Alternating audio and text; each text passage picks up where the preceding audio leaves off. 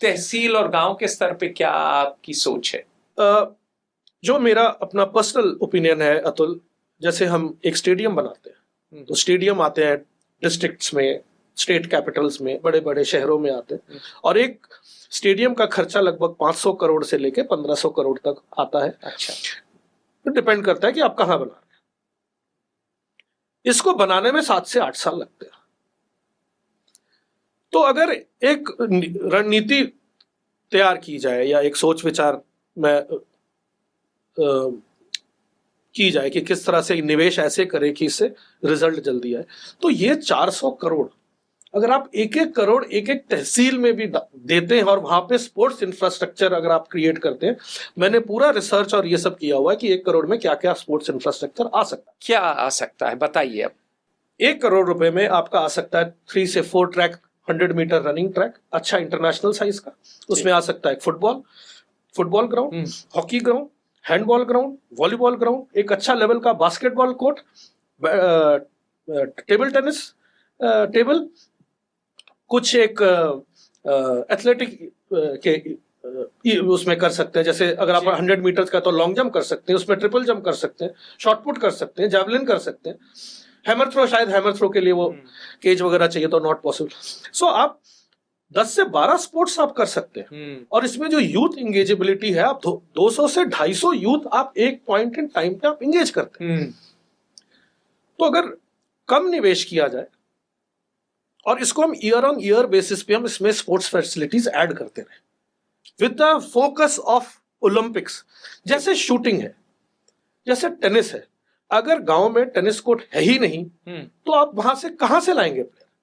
अगर गांव में तहसील में अगर गोल्फ कोर्स है ही नहीं तो वहां से कैसे कोई बच्चा आएगा? टेनिस और गोल्फ तो रईसों के खेल हैं। वही तो यूरोप में भी वही तो बात है कि ये रईसों का गेम नहीं है।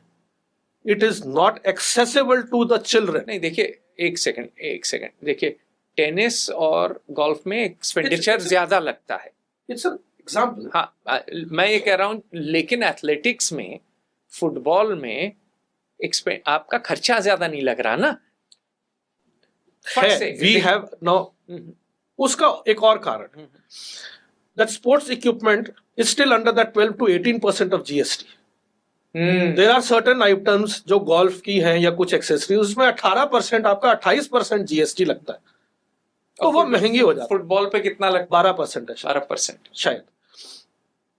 सो वो टैक्सेशन वाला पार्ट है, उसमें भी मैं कुछ लिखने की कोशिश कर रहा हूं, लेकिन I can not change everything, but मैं कोशिश तो 100% करूंगा। ठीक है, तो एक चलिए, आपने जो कह रहे हैं कि बड़े बड़े स्टेडियम बनाने के बजाय आप छोटे बनाइए, तहसील स्तर पे बनाइए और कई स्पोर्ट्स के बनाइए, और 4 साल और उनको मेंटेन करिए।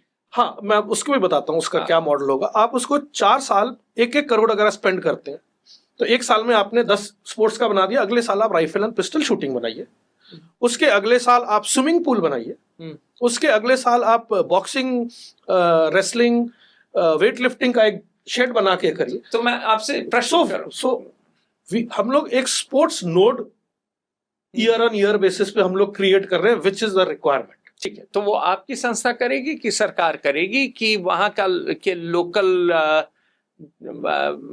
लोग करेंगे? इसमें अतुल ऐसा है कि अगर सरकार मेरी बात से सहमत होती है और वो मेरे को टास्क देती है कि ठीक है आप एक एज अ पायलट प्रोजेक्ट करो, तो मैं करके उसका इम्पैक्ट बता सकता हूँ। तो अगर कोई प्राइवेट संस्थान है, मुख्यमंत्री से आप मिले? नहीं, अभी नहीं मिले, मिलिए उनसे। ठीक है, कोशिश रहेगी। मिलिए मुख्यमंत्री से, कहिए कि मेरा यहाँ के मुख्यमंत्री से मिलिए, आप पंजाब जाइए, उत्तर प्रदेश जाइए। हाँ, अभी मेरी संस्था तो 3.5 साल पुरानी है, तो अभी नहीं, आप ट्राइंग टू स्केल अप। मुख्यमंत्रियों से मिलिए और कहिए कि भाई हमारा ये जो है, हमारी ये सोच है, ये हमारा ध्येय है।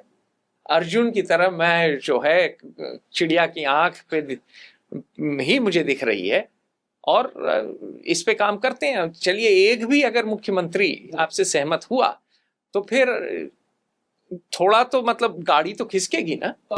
अतुल, ऐसा होता है कि अगर आप सुझाव देने जाते हैं, क्योंकि आप अभी इतने फेमस नहीं है या बहुत छोटे लेवल पे हैं, छोटे लेवल पे इन अ सेंस की in terms of years of experience, I'm not so, organization is not so popular and this thing.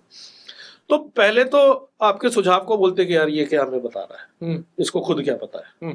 तो आपका तो यू स्टार्ट विद रिजेक्शन, और दूसरा वो डिफेंड करने लगते हैं कि नहीं हम तो पहले ही बहुत कुछ कर रहे हैं, आपके करने से कुछ होगा नहीं। तो फिर एक क्लोज्ड माइंडसेट के साथ तो वो भेदना, एक किसी आदमी का थॉट प्रोसेस को भेदना और उसको चेंज करना, दैट इज द चैलेंज।